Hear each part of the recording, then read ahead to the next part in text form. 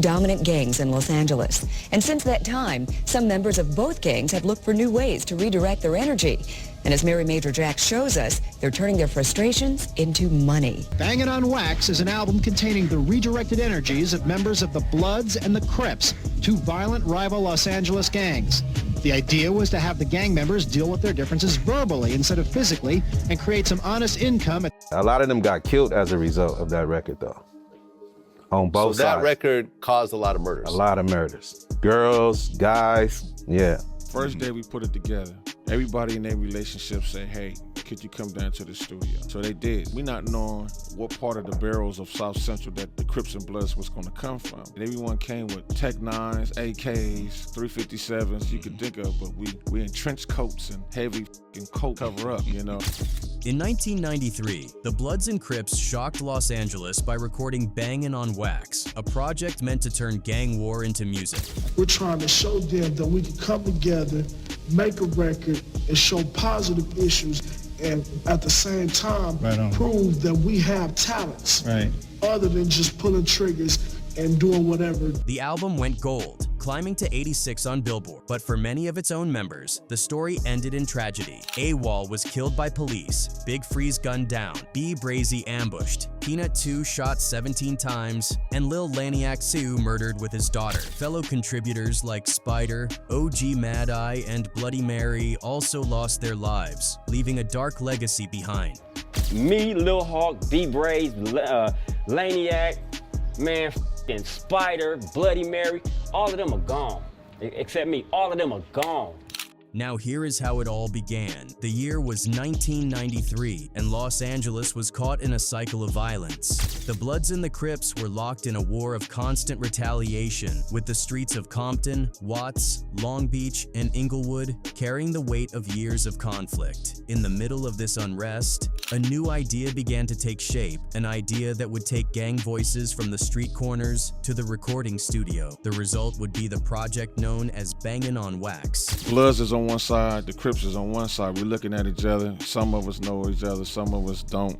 Some of us want to communicate, some of us don't, because it's like, I don't know what to get from this. The idea was simple. Real gang members would audition, and the best would make the record. At the center were OYG, Redrum 781, a Blood from Avenue, Peru, and Tweety Bird Locke, a Crip from Kelly Park, Compton. Redrum first crossed paths with Tweety and producer Robert Lewis at a rap competition, where he placed 3rd out of 200. I did a couple rap competitions. Actually, that's how we started Bangin' on Wax. I did a rap competition. Out of probably around 150 to 200 rappers, I took 3rd place. That's how I met Tweety Bird and Ronnie Phillips. From that meeting, the concept was born. Together, they pitched it to Lewis, who brought in producer Ronnie Phillips, someone who immediately recognized the vision. He listened, understood the vision, and believed the studio could become neutral ground. Phillips saw potential in showing that rivals could turn competition into music instead of warfare. Bringing them together was never easy. Old tensions carried into the room, and arguments broke out. But one rule stood. The studio was for music, not violence. Everyone had to agree that beef would stay outside the studio. Me and Tweety Bird came up with the concept of Bangin' on Wax. Me and Tweety Bird took it to Robert Lewis, which was his studio. So he took the idea to Ronnie Phillips, and then that's when the album was made, that's when history was made, and that's when they f***ed us over. Phillips also hoped to inspire the younger generation. Instead of picking up guns to settle scores, he wanted them to pick up pens and write diss tracks. The ones I'm really worried about is the BJs, the baby gangsters.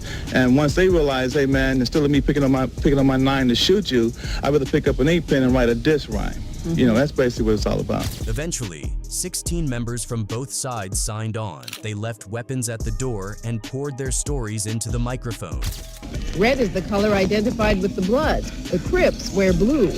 16 gang members have put aside their weapons and their differences and united as rappers. Among them was Bloody Mary, the only woman on the record. Her voice was deep and commanding, so much so that listeners often thought she was a man. Born in Steubenville, Ohio, she later moved to Compton and joined the Avenue Peru and Fruittown Peru sets, where she met Tweety Bird Locke, who introduced her to the project. Another name on the roster was Lil Lee, Redrum's younger brother and also a member of the Avenue Piru gang. His inclusion gave the album another layer of family connection, showing that this was more than just music, it was about legacy. So first off, I'm from Inglewood, the city of Inglewood, if you don't know, from Avenue Piru, APG, and we located on Crenshaw, between the 109th, 104th, and 108th. So those are our blocks. So like my brother came up with a thing because like all my homies was banging. You know what I'm saying? They would be block tripping. You know what I'm saying? Well, let's remind everybody, your brother is the late, great Red Rum 781. Oh, yeah, Red Rum 781.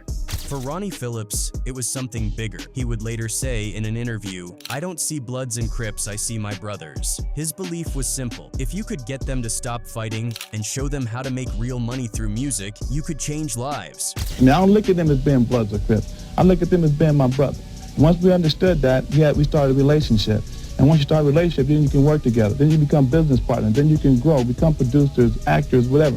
These guys make more money than I do in a week just on the street. So my thing was to come up with a record. These guys can make some money and can better their life. What came out of those sessions was more than an experiment. It was a collective effort to turn pain into art, to record the raw realities of their lives without filter. Even though there was little violence and confrontations, against all odds, the Bloods and the Crips stood shoulder to shoulder, not on a street corner, but in front of microphones. For the first time, they were heard not just as rivals, but as voices united by the same streets. I mean, I didn't know half the guys, but they came there, no violence. I mean, it was a little confrontations, but when everybody understood, hey man, we're here to make records. We're not here to fight and kill each other. We're here to make records. It was cool. Later on down the line, we will put these away, you know what I'm saying, to be able to kick it amongst one another without having to say, damn, that's a Blood, or I'm a Crip, you know what I'm saying? We can just kick it. Homeboys, you know what I'm saying? It's gonna be blood ones, yeah, it's gonna be a black thing. When Bangin on Wax hit the streets in March of 1993,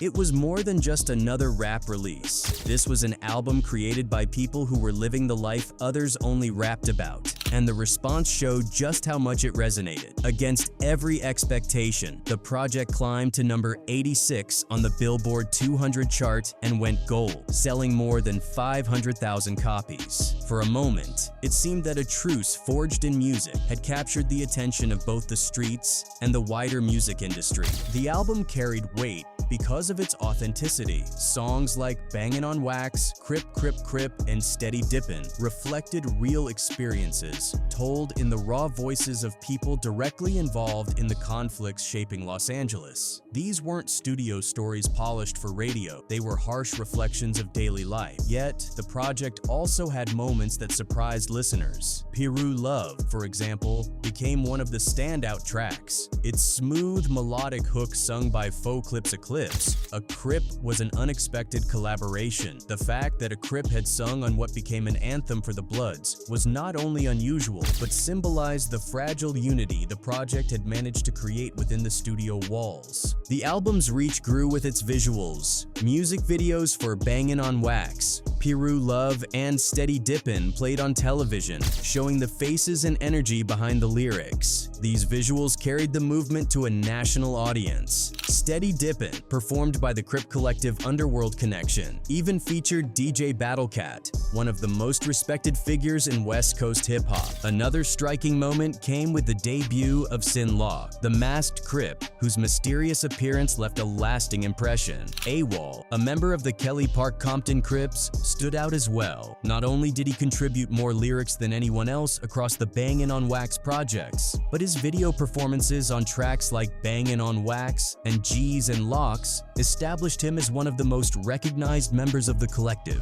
The success of the project drew attention from the industry too. Suge Knight, who was rapidly building Death Row Records into a dominant label, took notice. He signed Bloody Mary, the lone female member of the original album. Her deep voice had already made her stand out, and her signing to Death Row showed how much the project was being taken seriously beyond the streets. With the first album proving that the concept worked, a sequel soon followed. In 1994, Bangin' on Wax 2, The Saga Continues, was released. While it didn't reach the same level of impact as the debut, debut, it still made its mark, landing at number 139 on the Billboard 200 and climbing to number 20 on the R&B hip-hop albums chart. Music videos for tracks like G's and Locks and Wish You Were Here kept the momentum alive, even as the fragile Truce began to show signs of strain. For a brief period, the project had achieved the impossible. It had given rival gang members a shared stage, taken their voices to a national platform, and proved that their stories had value beyond the blocks they came from. But as the music climbed the charts, the realities of the streets still loomed large, and not all of the voices behind the records would live to see what came next. The success of Bangin' on Wax had proved a powerful point. Music could momentarily bridge divides that guns never could, but that fragile unity existed mostly in the studio. Out in the neighborhoods of Los Angeles, the violence continued, and soon, the project's contributors began paying the price. The dream of trading bullets for beats was real, but so were the consequences of living in gang culture. One of the first tragedies struck in November 1995. Peanut 2, a member of the Denver Lane Bloods who had lent his voice to the Damu Ridas side of the project, was ambushed and killed by rival Crips. He was shot 17 times. A brutal attack that ended his life instantly. His murder was not just a devastating loss for the collective, but also a reminder that recording music did not shield these men from the dangers of their environment. That same year brought more heartbreak. Lil Laniak 2, also affiliated with the Denver Lane Bloods and a Damu Ridas contributor, was murdered in a vehicle ambush carried out by members of the 83 Gangsters. The tragedy was compounded by the fact that his young daughter was present when the shooting occurred.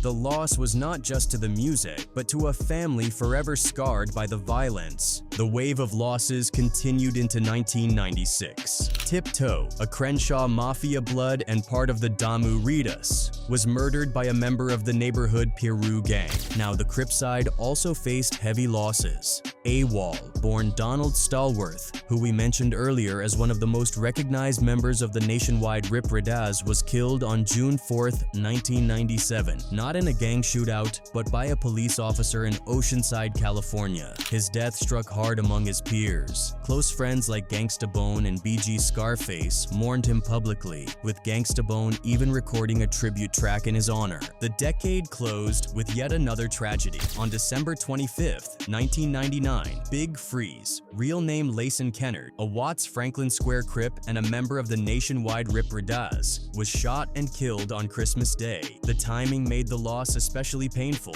What should have been a day of peace became another chapter in the long record of bloodshed tied to the project's members. By the end of the 90s, the toll was staggering. 7 of the 9 core members of the Damu Ridas were confirmed dead due to gang-related violence. What had started as a hopeful experiment to redirect street energy into art was colliding with the hard reality that music could not always protect its creators. These early casualties set the tone for what was to come. A reminder that while Bangin' on Wax had changed the conversation, it could not stop the cycle entirely. What began as a symbol of unity quickly revealed its dangerous edge. The dices laid down on those tracks weren't playful shots or harmless competition. They were raw, venomous insults that reawakened old rivalries and poured fuel on existing grudges. Even legendary rapper BG Knockout, best known for his classic collaboration with Eazy-E on Real G's, looked back on the project with caution. He admitted he was invited to take part in the original Bangin' on Wax album, but turned it down, aware of just how risky that environment really was. They wanted me to diss my enemies, to diss the red side, and all these different things. And I was like, man, that's crazy. I was like, what you people trying to do here? Like that's crazy. I wouldn't even be able to live. According to BG Knockout, the whole concept was doomed from the beginning. The idea of openly dissing enemies, people you were already at war with on a record that would spread across neighborhoods was, in his words, crazy. He explained that in the 1990s, which he described as the worst time for gangbanging, putting those kinds of raw, explicit insults on wax wasn't just reckless, it was essentially S-sidal. Like insulting entire gangs with the worst type of insults that they can make. And it's right there. It's right there in the title. At the worst era of gangbanging, which was the 1990s. Just think about that.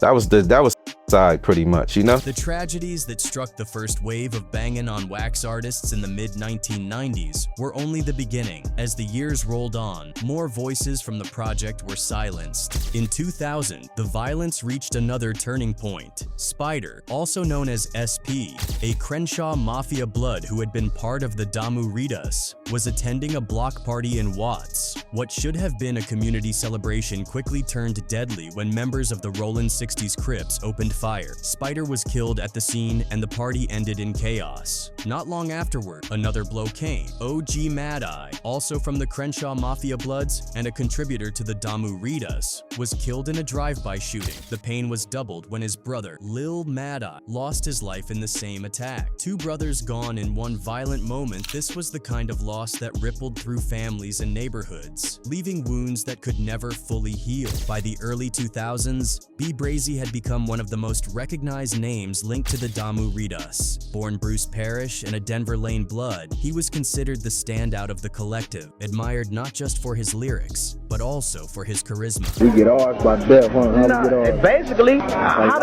where do retirement papers come in, blood? At what age do I turn into a kickback OG gangster or some old shit? Man, that ain't gonna never happen, blood. I ain't even, my goals in life ain't to be a OG, period. For real, YG for life, huh? With them. I mean, on lanes, think I'm a old YG, period. That's the best I could be. According to fellow artists like Lil Leak, B. Brazy was deeply committed to gang life, someone who, in his own words, would never stop banging. On May 9th, 2003, that path caught up with him. He was ambushed in Inglewood and shot multiple times. Later found unresponsive at the Sandman Motel on West Manchester Boulevard. He was only 28 years old. Whoever rapping that's the blood right now know about Brazy. I don't give who you are. Gang, I don't who you are. You know, Lil Wayne probably know who B. Brazy is. Everybody knows. That's how popular the was. His murder remains unsolved to this day, with the city even offering a $25,000 reward for information. Rumors swirled, some suggesting internal betrayal, others claiming rival setups. But no clear answers ever came. Not all tragedies were directly tied to gang warfare. Bloody Mary, the lone female voice from the original Bangin on Wax project, met a very different end. Born Rajni Falks, she had carved out her place in a male-dominated arena with her deep, commanding voice. On November 19th, 2006, while riding her motorcycle in Compton, she was struck during a high-speed police chase. A truck fleeing from officers slammed into her bike, causing injuries that left her brain dead. Life support was later removed, marking another devastating chapter in the project's story. Even those who escaped violent encounters often faced inner battles. BG Scarface, a Crip from the Atlantic Drive Compton Crips and a close friend of AWOL, was one of the voices of the nationwide Rip Ridaz. He survived the gang wars of the 1990s, but in 2012, he was found dead, with authorities ruling his death side.